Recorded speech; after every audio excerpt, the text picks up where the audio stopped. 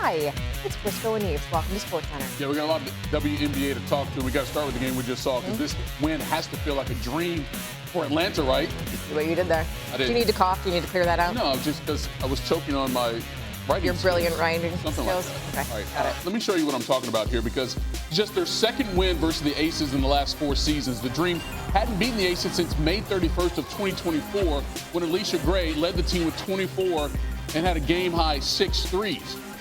So this victory tonight snapped a 6-game road losing streak against the Aces. It was the longest streak by either team in series history and the Dream's longest active streak versus a single opponent.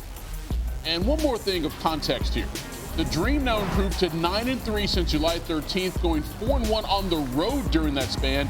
It's important to note that if the playoffs started today, the Dream would be playing on the road in the opening round against who? The Aces. At least this one went well for them. Yeah, right. So the Dream captured their 12th double-digit win.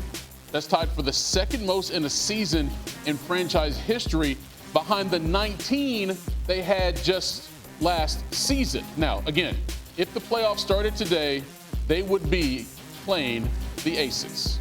They just beat Allisha Gray joins us now. This was a big win for you. Not only was it a win, it was also a win on the road. How were you able to just attack the Aces defense?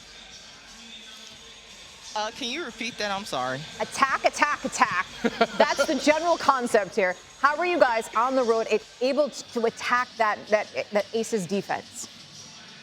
We know at our best we're best in conversion, so we knew we had to limit them to one shot because if you get the Aces a second shot, then they catch and get open shots. So the biggest thing was to limit them to one shot and then get out in conversion. We know we're at our best when we're pushing the pace. You know, Allisha, I also think you guys are in your best when everyone's involved, whether it's you, whether it's Ryan, whether it's Angel. You guys are the best when all those people are contributing. And it was a big bounce-back game for Angel Reese tonight. What did you see from your all-star teammate in this matchup against A'ja Wilson?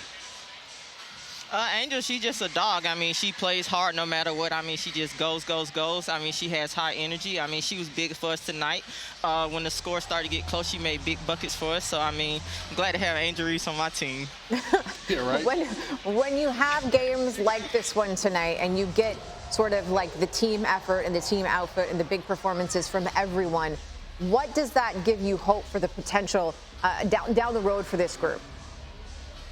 I mean, if we continue playing like this, I mean, this is championship basketball. I mean, it's hard winning in Vegas. I mean, they have great fans. They're a great team. So when we play together, I mean, it shows what we can do when everybody's at their best. We share the ball. I mean, in our offense, it shows that everybody eats.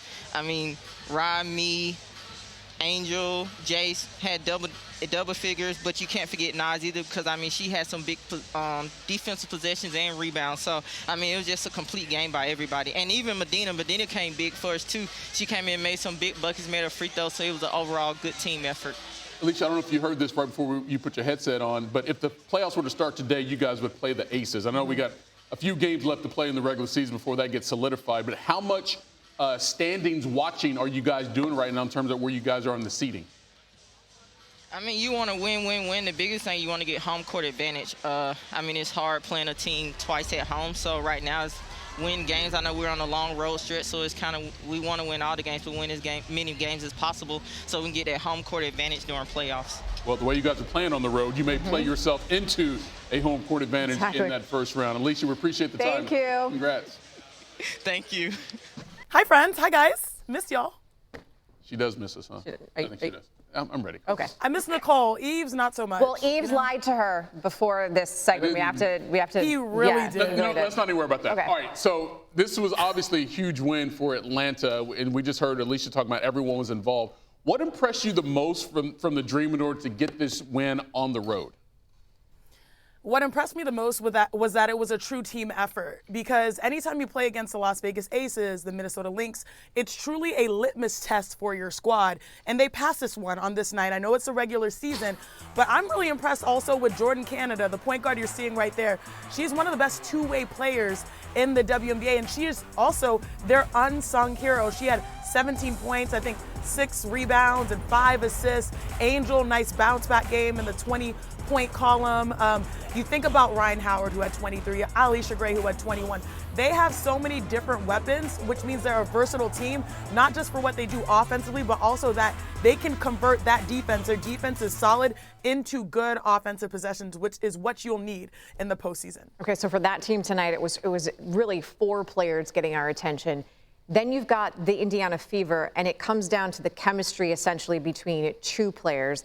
The Fever, they took on the tempo tonight. Let's talk about Kelsey Mitchell and Caitlin Clark, because they have combined for 664 points in 13 game span. That is the most in league history.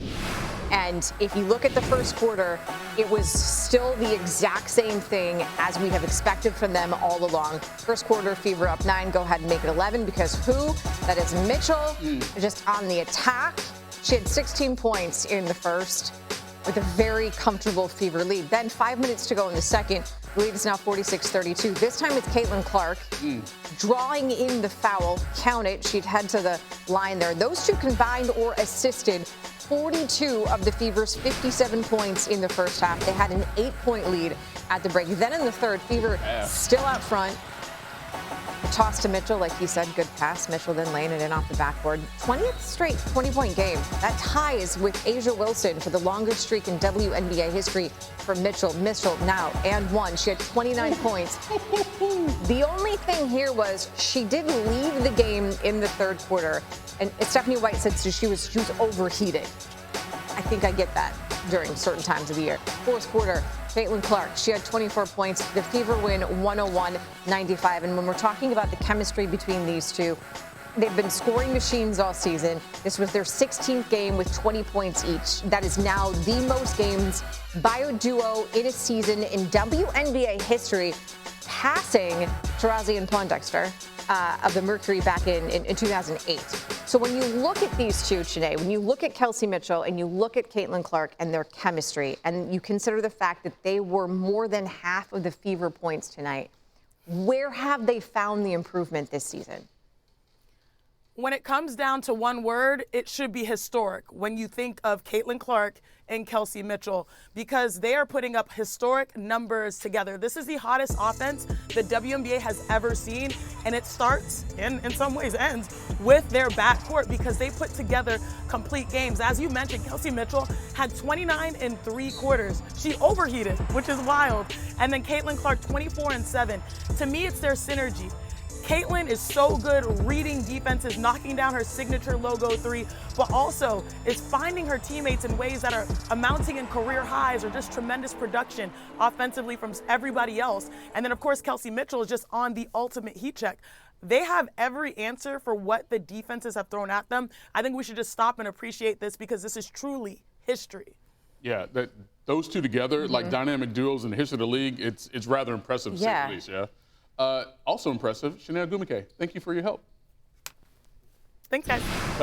All right, another game we got to tell you about. At 9-2 since July 20th, the Liberty came into the night as one of the hottest teams in the league. They traded jumpers with the Sky. You saw Stewie. She was doing some things, but Jonquel Jones gets fouled. She goes down. We're going to take another look. Looked like she rolled that ankle. All-Star Game MVP would head to the locker room. She did not return. Late in the second quarter, Sky up 6, Natasha Cloud. Let's add to that. She had 16 in the first half, and Chicago led it 54-43 at the half. Late third quarter, Liberty down 10. Here comes Stewie. Little floater off the baseline.